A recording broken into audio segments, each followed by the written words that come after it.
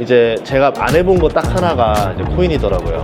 그동안은 그냥 코인을 이건 아니야, 배척해야 돼 라고 생각했었던 사람이었는데, 이번에 관세 때문에 문제가 생기면서 이제 드디어 올 게 왔구나, 이 핑계에 차익 실현을 해야 되겠다 했는데, 우리 채널에 출연해 줄 수 있겠느냐 섭외하러 다니기로 했습니다. 그래서 신나게 명함 뿌리고 왔어요.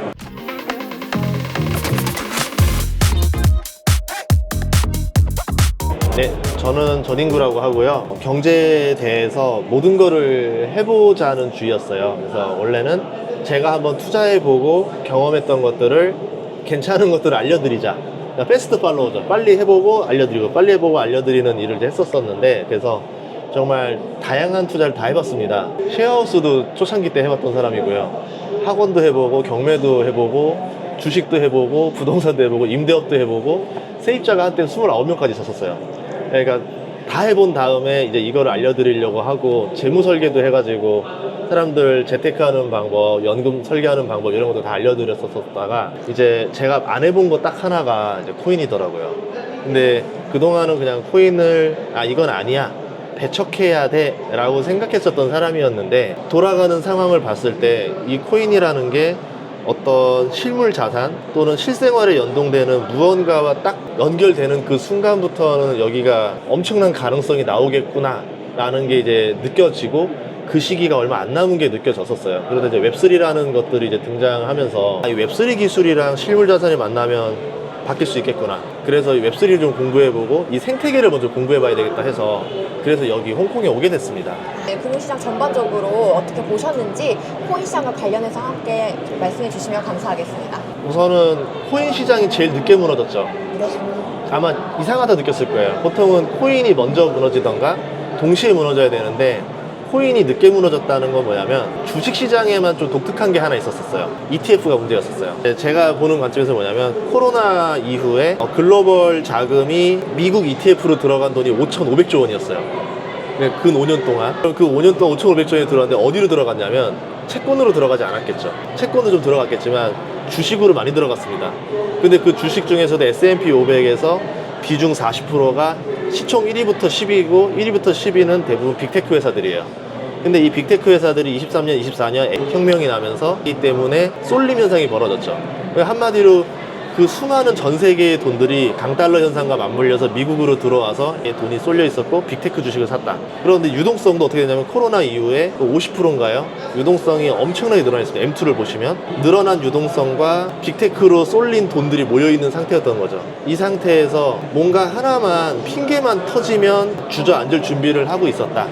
그거를 영상에서 계속 올렸던 것 같아요. 작년 11월부터 12월, 1월, 2월, 3월 계속 이제 이런 경고를 했는데, 시장에서는 상승기 때는 뭐 이런 경고는 별로 귀 기울이진 않아요. 당장 주가가 올라가니까. 그런데 이제 그런 것들이 이번에 관세 때문에 문제가 생기면서 이제 드디어 올 게 왔구나, 이 핑계에 차익 실현을 해야 되겠다 했는데, 유독 주식시장만 한 30% 가까이 떨어졌죠, 나스닥이.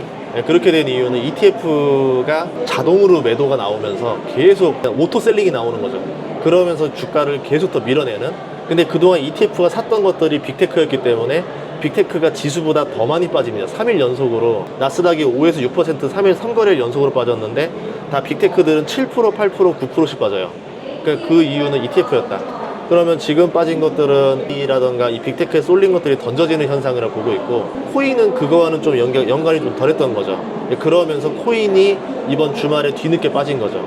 이번에 빠진 이유는 유동성. 이제 관세 때문에 거래가 줄고 유동이 줄고 침체가 오겠구나, 이런 거와 맞물려서 코인이 빠졌다라 봅니다. 빅테크 관련해서 이제 ETF나 시장 상황을 고려했을 때 디지털 자산 쪽에 관심 많은 투자자분들이라면 어떤 좀 투자 전략을 취하는 게 좋다고 보시는지도. 그러면 저 주식도 포함인가요? 네네. 그런가요? 적절하게 안배해서 말씀해 주시면 네. 좋을 것 같습니다. 우선 재밌는 거 먼저 말씀드릴게요. 닷컴 버블 시작부터 해서 뭐냐면, 기술은 먼저 미국에서 나와요. 그래서 기술주 버블이 미국에서 먼저 나옵니다, 항상. 그런 다음에 주가가 먼저 이제 박살이 나죠. 그리고 한 3년쯤 지나면요, 솔직히 기술은 계속 나날이 발전해요. 회사도 발전하고 주가만 박살이 난 거예요. 그럼 이 박살난 주가가, 우리는 닷컴이 끝났어, AI가 끝났어라고 하지만 계속 기술 발전될 겁니다. 어디에 적용될 거냐면, 소프트웨어가 하드웨어를 제어하겠죠. 그 얘기는 뭐냐면, 이제 로봇이라던가 뭐 공장 자동화라던가 물류 시스템 최적화라던가 이런 것들에서 이제 AI가 적용이 될 거고 생산성 향상을 가져올 것이다. 근데 이 AI 발전과 암호화폐 블록체인의 결합은 굉장히 좋을 거라고 이제 보고 있고, 그거에 대해서 어떤 디지털 자산들이 이거와 정말 실물 경제와 연계 있게 해서 만들어낼 것이냐, 그리고 이게 생산성 향상이라는 정말 우리가 눈에 보이는 숫자로 보여주는 무언가 연결이 될 것이냐, 이걸 보고 있어요. 그래서 실제로 예를 들면 2001년에 닷컴 버블이 터지고요. 2003년부터 우리나라는 IT에 투자를 많이 했었었고, 그게 제조업에 장착이 되기 시작하면서 다른 나라들 대비 제조업 생산성이 굉장히 올라왔습니다. 그러면서 코스피 지수가 2003년에 코스피 500이었는데 2007년에 2000까지 올라갔어요. 4배 올라갔어요. 그럼 이번에 AI를 하드웨어에 적용하는 국가가 어디가 될 거냐? 그게 어떤 기업들이 될 거냐? 그럼 그 회사 주가들은 이번에 한번 조정이 좀 온 다음에 길게 한 5년 뒤에 보셨을 때 어떤 회사가 될 거냐? 그러면 지금 헐값에 널린 기업을 살 수 있는 좋은 기회가 1년 이내에 온 거 아닌가, 이렇게 보고 있습니다. 이번 홍콩 웹3 페스티벌에 오시게 된 목적과 또 오셔서 어떤 것들을 좀 접하셨는지 말씀을 해주시면 좋을 것 같아요. 그러니까 정말 이쪽 업계는 용어들이 어려워요. 그래서 참 신기해요. 그래서 페스티벌 온 이유는 그거였었어요.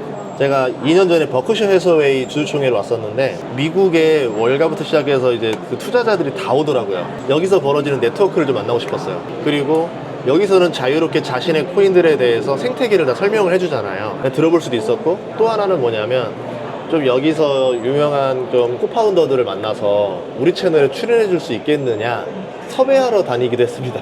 그래서 신나게 명함 뿌리고 왔어요. 우리 채널 좀 나와달라. 그래서 제발 그 생태계 좀 설명을 해달라.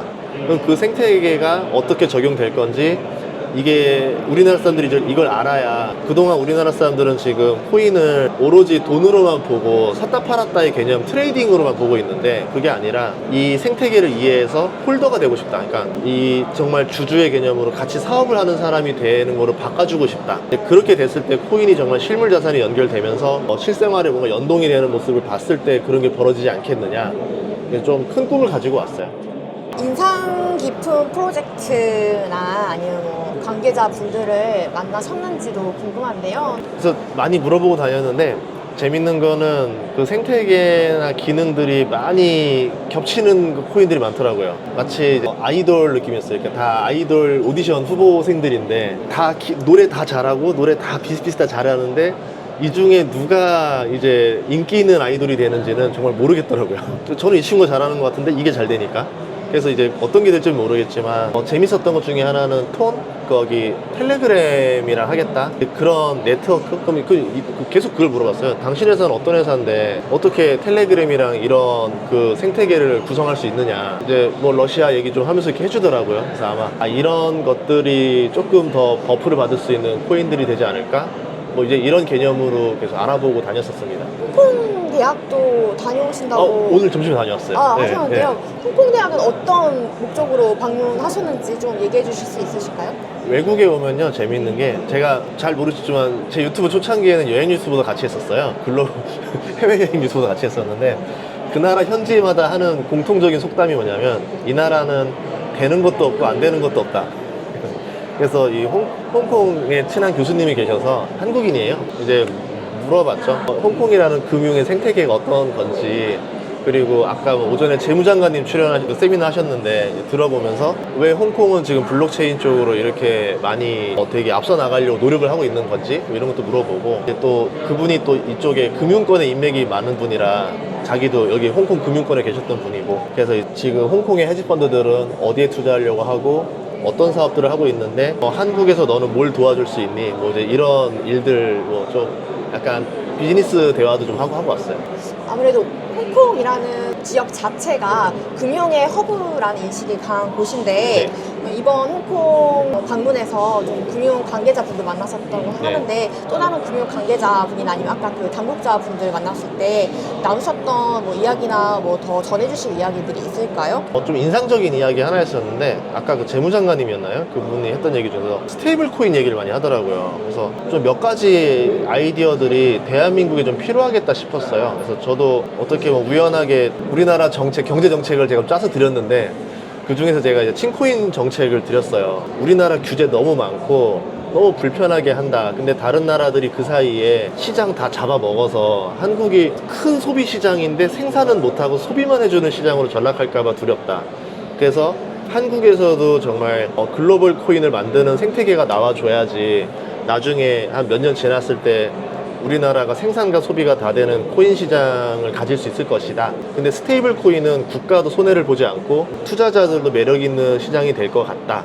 그래서 이제 스테이블 코인 제도부터 좀 먼저 만들어야 되지 않을까 싶었어요. 왜냐면 스테이블 코인이 필요한 게 우리가 뭐 코인을 가지고 어디서 페이처럼 결제하기 쉽지가 않은 게 가격이 실시간으로 바뀌고 있잖아요. 그거 자체를 스테이블 코인으로 바로 전환해서 결제를 할 수 있는 시스템이 된다고 하면 자동으로 스테이블 코인으로 전환되고 차감되고 이런 시스템이 되면은 이 코인 자체가 소비로 되고 그러면 그냥 코인으로 그냥 자기 생활비를 들고 다녀도 되고 생활화가 되기 시작하겠죠.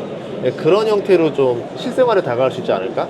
그러려면 스테이블 코인이 먼저 나와야 되는데 그러려면 한국 국채를 발행을 해야 되는 거고 나라 입장에서도 국채를 사줄 곳이 없었는데 국채 문제가 해결이 되고 윈윈할 수 있는 것들이 많은데 왜 이거를 모를까? 이런 안타까움이 좀 들었습니다. 평소에 RWA에 좀 관심이 있으셨나요, 소장님? 우선은 제가 느끼는 거는 주식시장이라던가 부동산 시장은 역사가 오래돼 있잖아요. 이제 이 자기들만의 생태계라는 문화가 따로 있는데 코인도 이제 신생으로 나와서 새로운 생태계가 있다 보니까 여기서 생태계로 보면은 되게 신선하고 되게 다양한데 제가 부동산 주식으로 봤을 때는 이게 개념이 섞이다 보면은 이해가 되는 것들이 있어요.